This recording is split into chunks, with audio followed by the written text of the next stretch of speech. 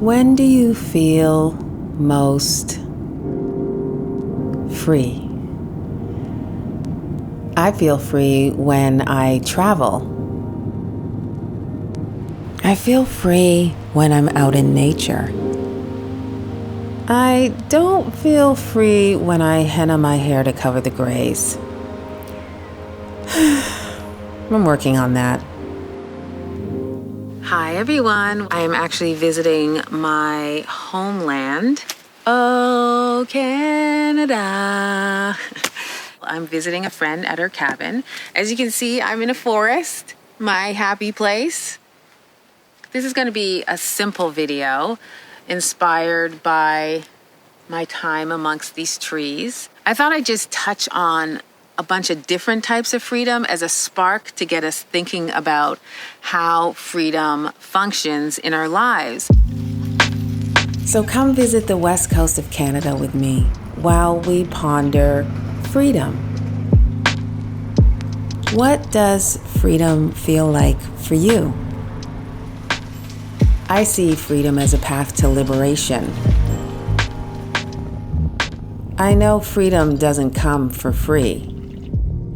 Maya Angelou once said, at some point, you only are free when you realize you belong no place. You belong every place, no place at all. The price is high. The reward is great. Freedom requires courage, grace, truth, reclamation, and creativity. How do you feel about financial freedom? This is freedom from the fear of, what if I lose all my money? What if I don't have enough money? What if I have money? It's also freedom from fear of poverty, fear of survival. Money is a doozy. It brings up a lot of triggers. It's probably why I feel like this is the one we talk about the most in our culture.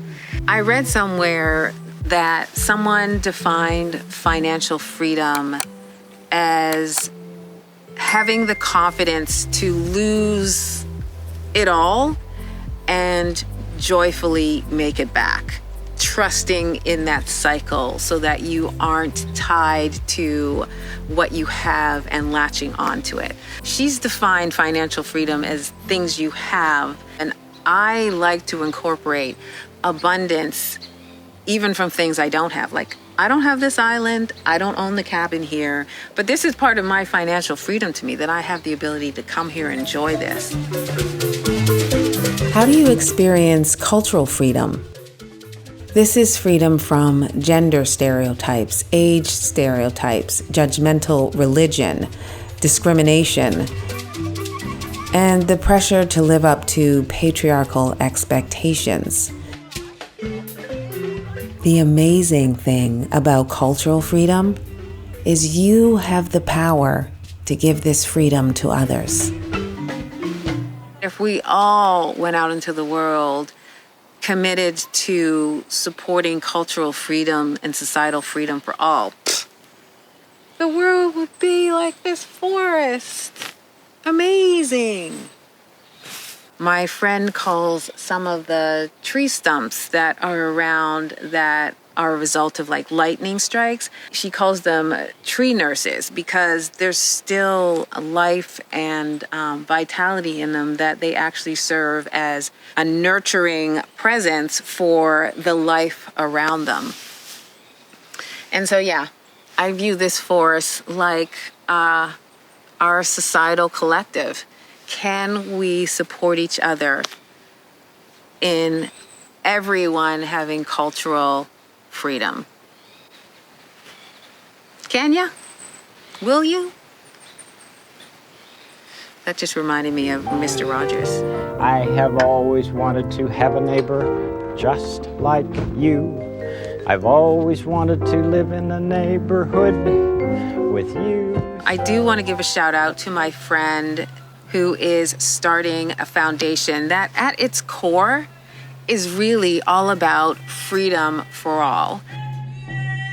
One of the reasons I visited Vancouver was to celebrate the launch of Jennifer's foundation, the Ouano Foundation. You can learn more at ouano.foundation. She's enlisted amazing women from the global majority in a mission to reclaim our collective power. Together, they are creating a declaration of digital human rights. I am so in awe of my friend and all that she does, her generosity, her giving back to the greater collective. So definitely check out the Ouano Foundation if you have a minute and donate. It is a worthy cause that will do amazing things in this world. Geographical freedom. This is freedom from toxic environments, dangerous climate situations, and being stuck in places that don't feel like home. On the collective level, how do we help people feel more geographically free from situations that are harmful and unhealthy to them? There's also geographical freedom tied to our responsibilities with, say, pets or children or parents. And in those situations, I think it's always good to figure out ways to create pockets of time where you have geographical freedom if you're not able to be geographically free 24/7, 365 days a year. Emotional freedom. This is freedom from low self-worth, stress, gaslighting, overwhelm, guilt, shame, grief, anger, rage. As you can probably tell, emotional freedom is an internal type of freedom. Now, granted, we're going to feel some of these emotions. It's one thing to feel emotions. It's another thing when they consume you. I guess at its core, emotional freedom is really gaining a mastery over the negativity that can pervade our daily lives. We tend to live in a negative-focused culture.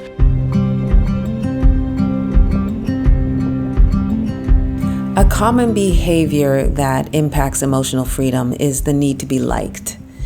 Emotional freedom means detaching from caring what others think, so you can be true to who you are and what you feel.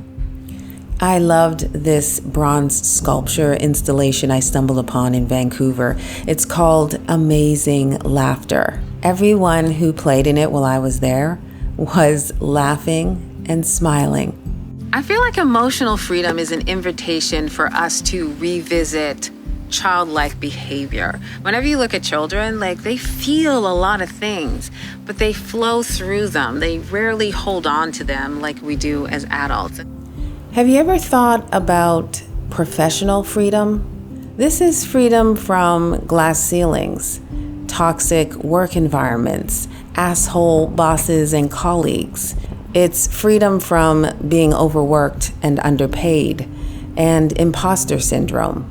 Professional freedom is actually probably one of the ones we should look at the most, since we spend a lot of hours in our work because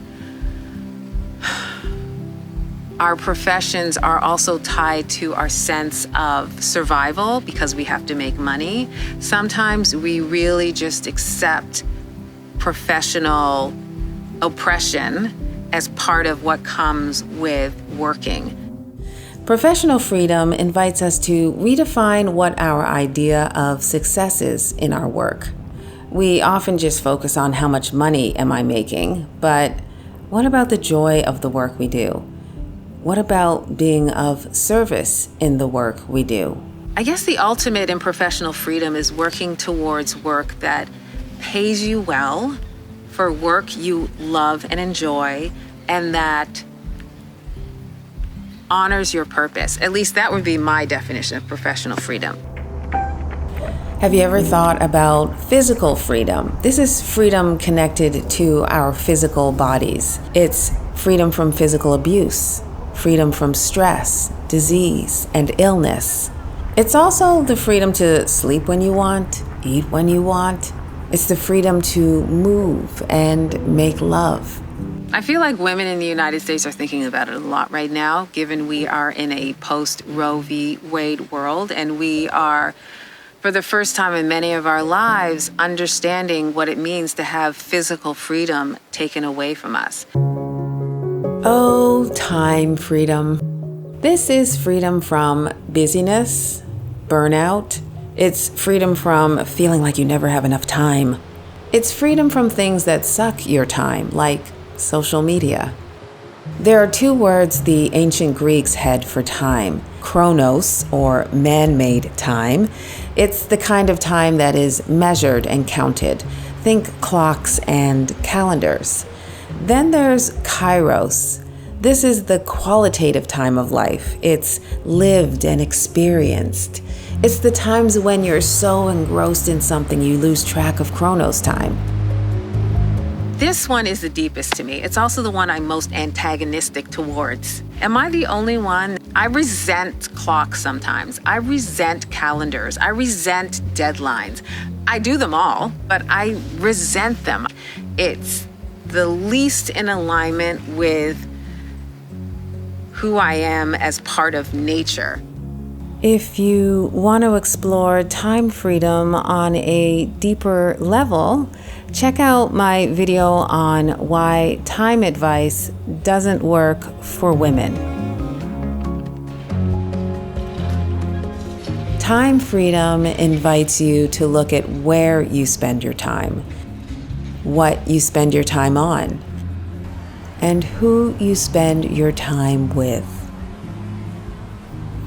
I'm so grateful for my good friends Sharon and Jennifer, who always allow me to feel free to be me.